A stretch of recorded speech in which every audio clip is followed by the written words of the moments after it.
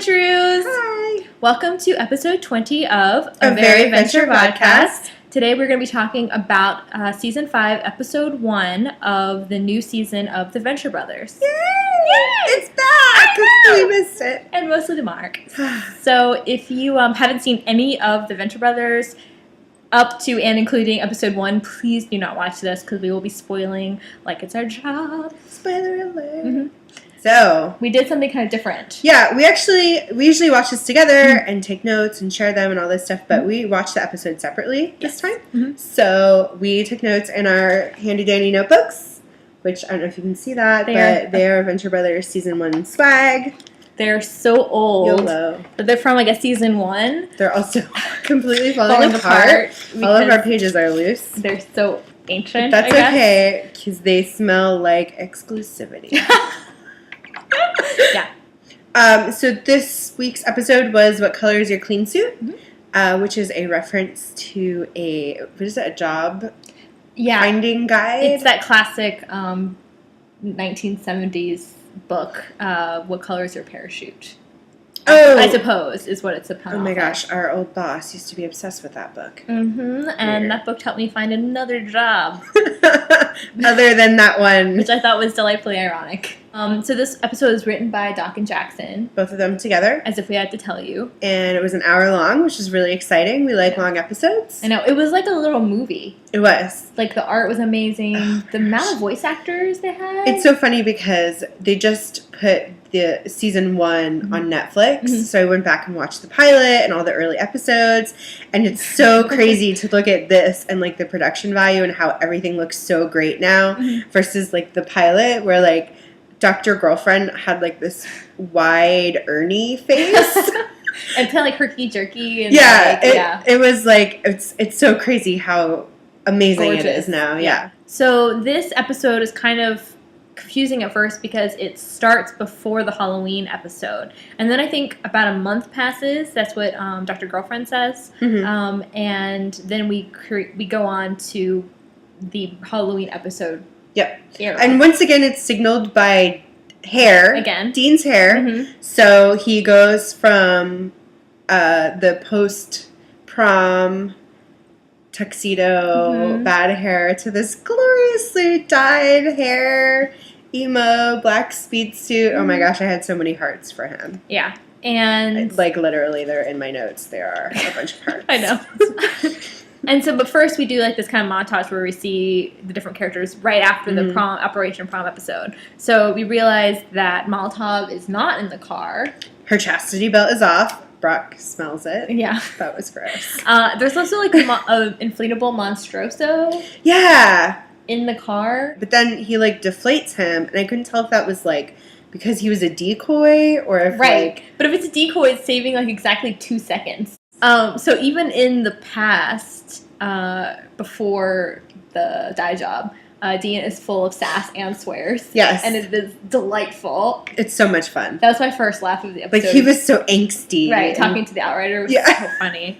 And we thought at the end of Operation Prom that Sergeant Hatred and Princess Tiny Feet were going to resolve things. Well, he brings her back to their house with the big H on the lawn, and he can't get his key in the door. And then somebody else opens the door, living in his house, waiting for Princess Tiny Feet to come back. And, thank you for bringing her back to me. Right. So that was short-lived. And that character... She's kind of a hussy. I actually I texted Mark from the Venture Bros blog and asked him who he was. The French Aviator was.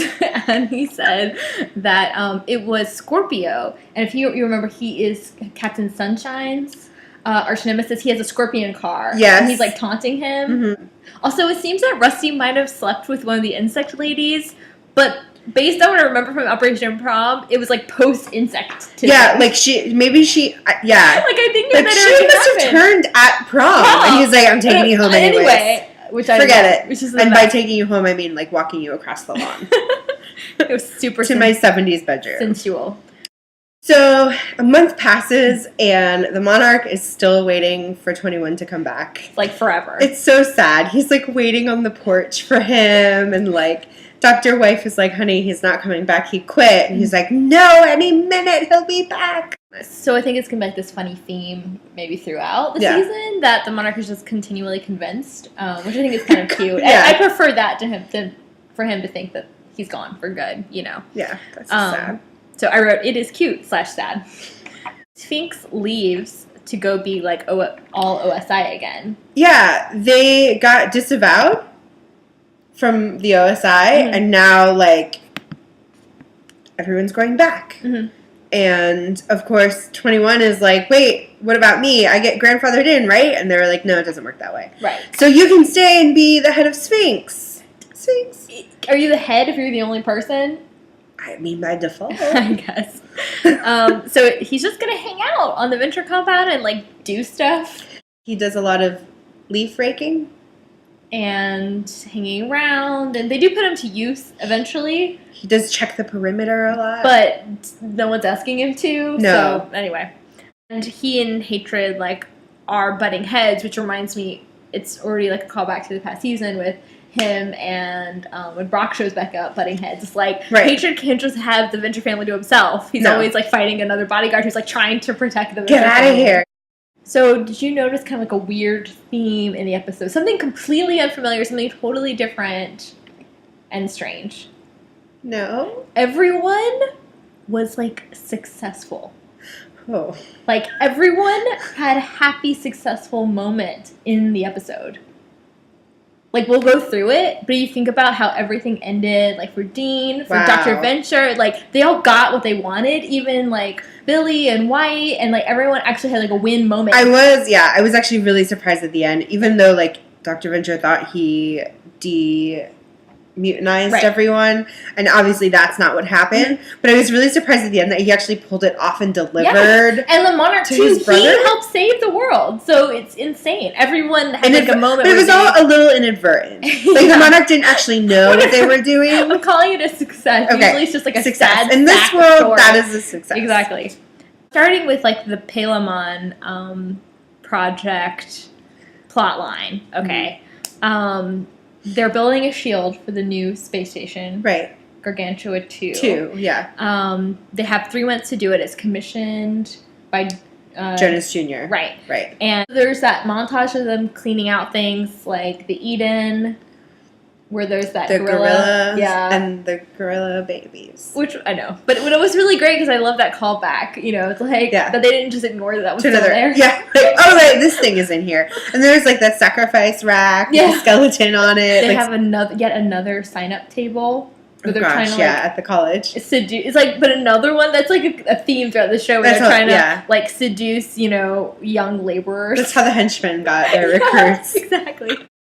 So, and I love the girl that they introduced, Talia is her name? Yep. She immediately reminded me of Sandy Griffin, who was one of Quinn's friends in Daria. Oh, yeah. And she had that like, hey guys, I'm going to go get some socks.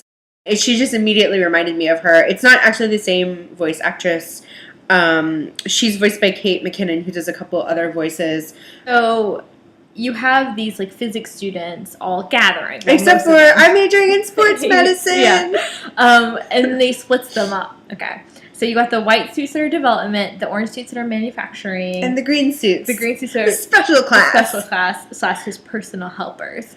And I love that the entire episode he's just like, well, that's because you're better than everyone else. Because you're closer to me. So that started, I didn't realize until I rewatched it, like how, like we were talking, the how strong the slavery theme is. Mm-hmm. At first, because remember he calls them all Tommy? Tom. And I thought, are they just special because they're all named Tom? And like that's why he picked them, because it's easier to remember their names. But then I realized that it's the Uncle Tom's cabin.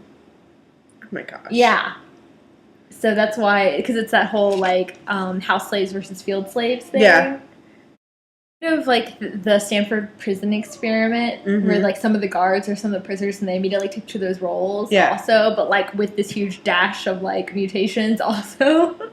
We had a couple of voice actors. We had Aziz Ansari, I think that's how you say that, and Wyatt Cenac. Oh, yeah, I saw him in there, too. From The Daily Show, who was Tommy. even though he was a little ginger boy, which kind of threw me off with the voice. Yeah. Did you feel that was weird? Yeah, I was like, that voice really isn't... I don't really that's his voice. And then one of my favorite quotes is, "Your figures are bad. They're bad figures." They're bad figures. Also, the wristwatches can detect radiation, so who knew? But he realizes immediately. Yeah, he probably didn't. You're right. They realized immediately that there's massive amounts of radiation, and because he's Dr. Venture, he's kind of like, as long as I get what I want. Yeah, let's finish the project before we worry about that. Who cares who gets hurt, which is like his normal charm. Okay, but I want to tell you this because I thought you think it was really funny. So I looked at the board, like the food behind Sergeant Hatred. Okay, here's some of the things that are on it. Powdered pudding dusted on toasted white bread. Warm cake batter served in a Hanko, like commemorative glass. Okay. Bread balls and a 1/4 pound of corn chips. So I thought you'd enjoy that. Oh, it sounds so nutritious. I also really loved the moment where Sergeant Hatred was talking to one of the guys that had mutated and was like, wow, you guys move really fast. Like, you've only been here for 3 months and you already have, like, legends and saviors. And, like, he was just like, how did this happen? And the guy was like, we go to a state college. We're a bunch of geeks. Like, this is going to get sci-fi original series on you real fast. I felt like that was a personal attack. But, like, in a loving way. Haha, hey. Haha, wait. So that's when all the green suits are being eaten, essentially. Right. Cannibalism ensues. And then we realize that Martin wants to turn all of them into the children of the Palamon. So Palamon, okay? Oh, I was right. like, what is that? I looked it up, and I think it was like this Greek god of the ocean. And I don't even think this is accurate at all, but this is the only thing I could find. I'm sure it's like some 1970s sci-fi thing. And then Holly said... Oh, I just thought it was because it was a name that Dr. Venture made up, so it was like a really funny way of saying pale man. Which I think could be it, because of the whole race issue. There's a reference to Lord of the Rings and Star Trek references. That a human skin? Was that correctly colored? I thought it was a jumpsuit. But it might have been faded by the sun. It might have been a skin suit. I wonder if we're going to hear about that in the commentary where they're like, that was supposed to be green. Yeah, like, that was supposed to be green. Well. But Gary actually leaps into action. Also, is it weird to keep calling him Gary? But it doesn't seem like he's 21 He's not anymore? really, the Monarch showed up and he was like 21 and he's like, there's nobody here with that name. Which was... I realized that in my notes even, I'm starting to call him Gary instead of 21. Where it's just, I don't know. He's his own person. He's not just a number. He has a name. He should go back to the Monarchs where he belongs. Yeah. Dean does something kind of amazing. Our first success story. Well, yeah. So Dean has to challenge, what was the guy's name? Martin, who's trying to take over. And he has to challenge him to, like, a series of duels. And because Dean's the challenger, he gets to pick, and he chooses the Way of the Indians. So Dean actually won all 3 events. He beat out Martin. Easily. I mean... It was shocking. I was really surprised. I didn't think that was ever going to happen. So he becomes the new Lee Hun-tuk. And which is also probably gets a kiss. I know. His first kiss, right? His first kiss. She only had 4 arms. But at that point, yeah, she still had 4 arms. But who's counting? Well, it goes along with when he first met her, he had that, like, fantasy sequence where, like, in every scene she touches his crotch. I know. But do you think she's going to show back up again? I don't know. Like, I think that the way that they planned it, how Dr. Venture, like, drugged everyone with the roofies, it was like a mind eraser. So point. Nobody remembered anything. So it would be very easy for them to just, like, pick up and be like, okay, well, that never happened, which they've done before. Like, well, everyone forgot, so on to something new. Yeah.